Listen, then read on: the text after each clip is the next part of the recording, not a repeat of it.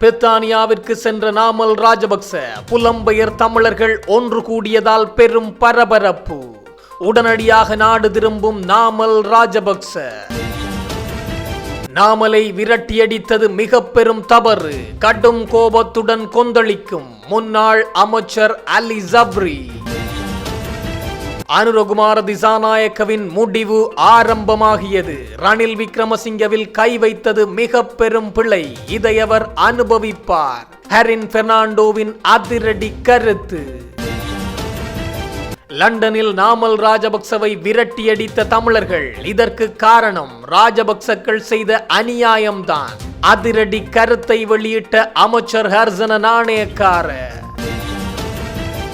கொழும்பு வாழை தோட்டம் பகுதியில் ஐஸ் போதைப் பொருளுடன் சிக்கிய சட்டத்தரணி அதிரடி கைது.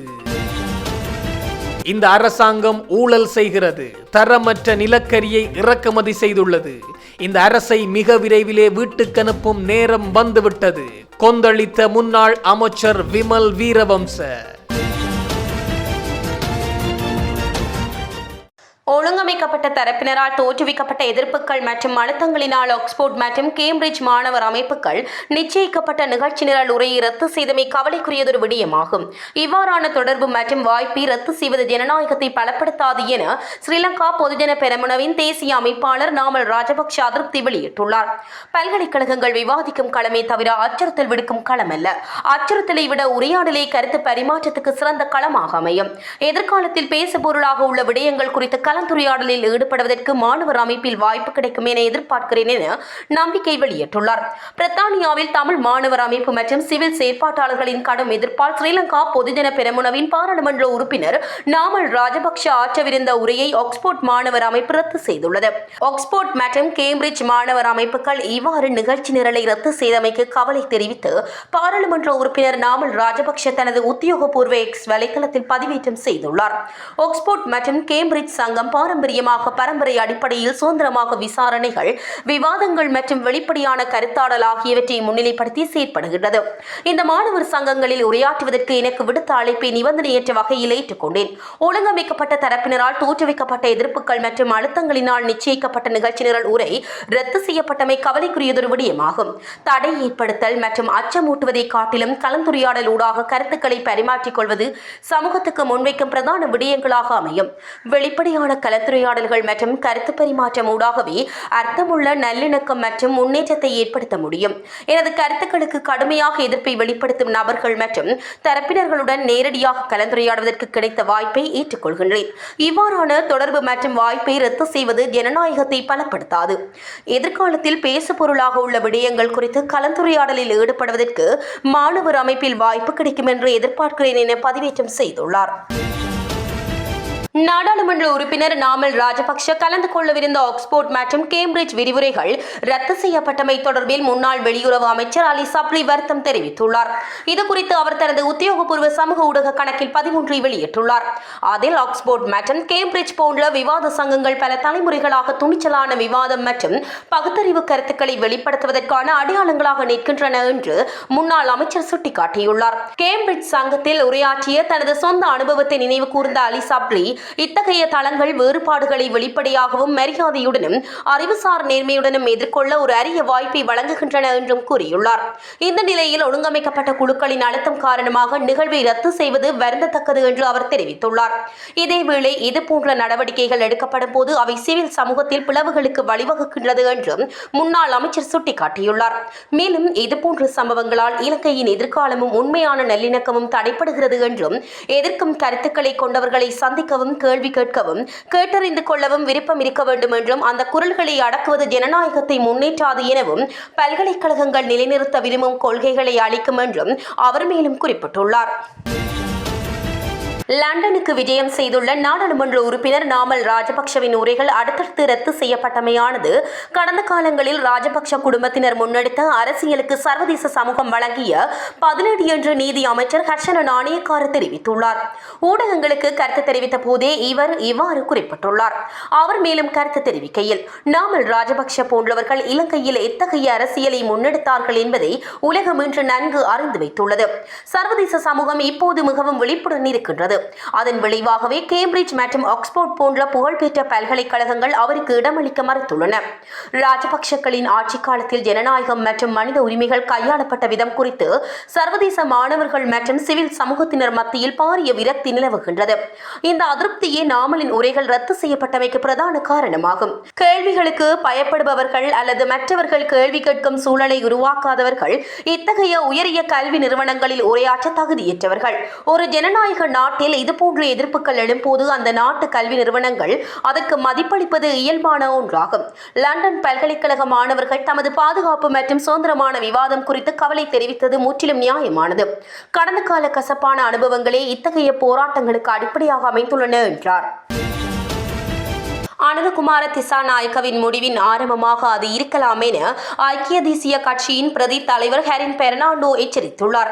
ரணில் விக்ரமசிங்கவிற்கு எதிராக தற்போதைய அரசாங்கம் முன்னெடுக்கும் அரசியல் பழிவாங்கல்கள் குறித்து சர்வதேச சமூகத்திற்கு தெளிவுபடுத்த நடவடிக்கை எடுக்கப்படும் என ஹரின் பெர்னாண்டோ தெரிவித்துள்ளார்.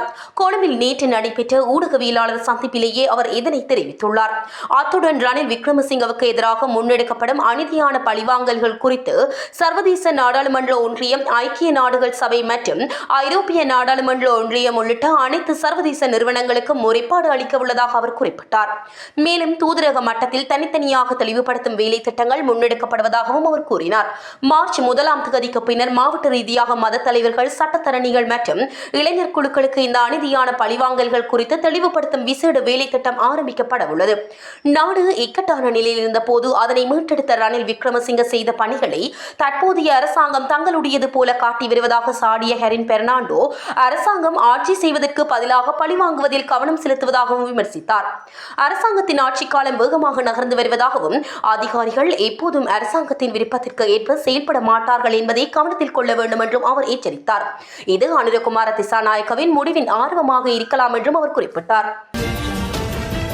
2023ஆம் ஆண்டு வெலிகமவில் உள்ள W15 ஹோட்டலுக்கு அருகில் நடந்த துப்பாக்கி சூடு சம்பவம் தொடர்பாக தேடப்பட்டு வந்த முன்னாள் காவல்துறை பரிசோதகர் ஜெகத் நிசாந்த கைது செய்யப்பட்டுள்ளார். சம்பவம் நடந்ததிலிருந்து அவர் வெளிநாட்டில் தலைமறைவாகி இருந்த நிலையில் நேற்று அவர் இலங்கைக்கு திரும்பிய போது கைது செய்யப்பட்டுள்ளார்.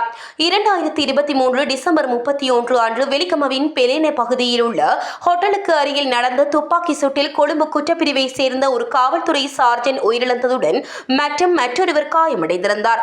அதனைத் தொடர்ந்து ஒரு சோதனையின் போது துப்பாக்கி சூடு நடந்ததாகவும் பின்னர் வெலிகம காவல்துறையினர் துப்பாக்கி சூடு நடத்திய வாகனத்தை பின்தொடர்ந்து சென்று பதிலடி கொடுத்ததாகவும் தெரிவிக்கப்பட்டது.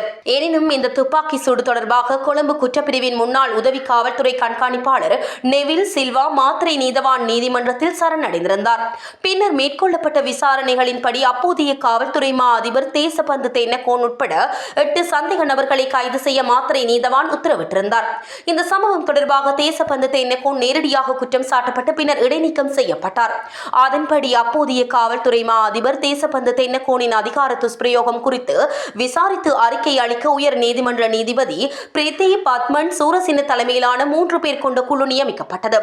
அதனைத் தொடர்ந்து தொடர்புடைய குழுவின் அறிக்கை தேசபந்து தென்னகோன் மீதான குற்றச்சாட்டுகளில் குற்றவாளி என்று ஒருமனதாக அறிவித்த நிலையில் நாடாளுமன்றில் வாக்கெடுப்பு நடத்தப்பட்டு காவல்துறை மா அதிபர் பதவியிலிருந்து அவர் நீக்கப்பட்டார். தரமற்ற நிலக்கரி ஒப்பந்தத்தால் ரூபாய் 767 மில்லியன் இழப்பு ஏற்பட்டுள்ளதாக மின்சார சபை நாடாளுமன்றத்தில் காட்டியுள்ள போதிலும் இதனால் நாட்டிற்கு மிகப்பெரிய இழப்பு ஏற்பட்டுள்ளதாக முன்னாள் அமைச்சர் விமல் வீரவன்ச தெரிவித்துள்ளார். கட்சி தலைமையகத்தில் நேற்று நடைபெற்ற ஊடக சந்திப்பில் இந்த கருத்தை வெளியிட்ட முன்னாள் அமைச்சர் மேலும் கூறியதாவது: தரமற்ற நிலக்கரியிலிருந்து மின்சாரம் தயாரிப்பதில் ஏற்பட்ட இழப்பை மட்டுமே மின்சார சபை சுட்டிக்காட்டியுள்ளது. தரமற்ற நிலக்கரியால் சுற்றுச்சூழலுக்கு ஏற்பட்ட சேதம் நிர்ணயிக்கப்பட்ட அளவை விட அதிக சாம்பல் சுற்றுச்சூழலுக்கு சேர்ப்பதால் ஏற்பட்ட இழப்பு, நுரைச்சோலையை சுற்றியுள்ள பகுதிகளில் ஏற்பட்ட பாதிப்பு அல்லது மின் உற்பத்தி நிலையத்தில் ஏற்படக்கூடிய எதிர்கால பாதிப்பு அல்லது மின்வெட்டால் ஏற்படும் இழப்பு ஆகியவை கணக்கிடப்படவில்லை. சர்ச்சையை ஏற்படுத்திய இந்த சம்பவத்திற்கு அரசாங்கம் தனது பதிலை தொலைத்துவிட்டதாகவும் இது சமீபத்திய வரலாற்றில் நடந்த மிகப்பெரிய மோசடி மற்றும் சேதம் என்றும் அவர் சுட்டிக்காட்டினார். அதன்படி தற்போது அறிவிக்கப்பட்ட இழப்பை விட 3 முதல் 4 மடங்கு அதிக இழப்பை நாடு சந்தித்து வருவதாகவும் இதுவரை 8 நிலக்கரி கப்பல்கள் நாட்டிற்கு இறக்குமதி செய்யப்பட்டுள்ளதாகவும் செய்யப்பட்டுள்ளதாகவும் அவர் கூறினார். இரண்டாவது முறை இறக்குமதி செய்யப்பட்ட 4 நிலக்கரி கப்பல்கள் முதல் முறை இறக்குமதி செய்யப்பட்ட 4 நிலக்கரி கப்பல்களை விட தரமற்றவை என்பது உறுதிப்படுத்தப்பட்டுள்ளதாகவும் அவர் மேலும் குறிப்பிட்டார். 4 நிலக்கரி கப்பல்களுக்கு விதிக்கப்பட்ட அபராதத்திற்கு பிறகு இழப்பு 2 பில்லியன் ரூபாய் என தெரியவரும் என்றும் முதல் மற்றும் இரண்டாவது கப்பல்கள் வரும்போது நிலக்கரி தரமற்றது என தெரியவரும் என்றும் கட்சித் தலைவர் கூறினார். அந்த நேரத்தில் கூட தரமான நிலக்கரியை இறக்குமதி செய்ய சம்பந்தப்பட்ட நிறுவனத்திடமிருந்து எந்த கோரிக்கையும் வைக்கப்படவில்லை. இதனால் 5 முதல் 8 கப்பல்களில் இறக்குமதி செய்யப்பட்ட நிலக்கரி முதல் 4 முறை வந்த நிலக்கரியுடன் ஒப்பிடும்போது தரமற்றதாக இருந்தது.